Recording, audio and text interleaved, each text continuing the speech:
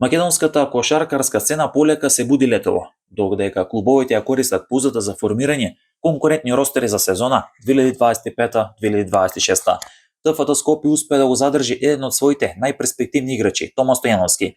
21-годишното крило парафира нов двегодишен договор со вице-првокот, што представува важен чекор за стабилноста на тимот. Стојановски, кој дојде од гости во минатото лето, покажа зрелост и потенцијал, поради што клубот му даде доверба за уште 2 сезони. Во меѓувреме, работнички, најтрофејниот македонски клуб, официјално го представи новиот тренер Владимир Мирковски, кој го наследува Горан Самарџиев. Мирковски, тренер со преку 20 години искуство и 2 пати прогласуван за најдобар тренер во Македонија, има богата кариера во клубови како Војводина, МЗТ, Вардар, Академија, ФМП и Куманово.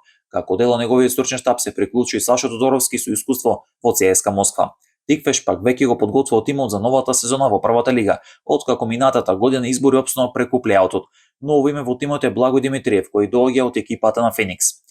Додека дел од клубовите се фокусиран само на домашниот шампионат, другите наскоро ќе стартуваат и со настапи во АВА2 лигата или европски надпреварување, поради што екипирањето ќе биде интензивно во наредниот период.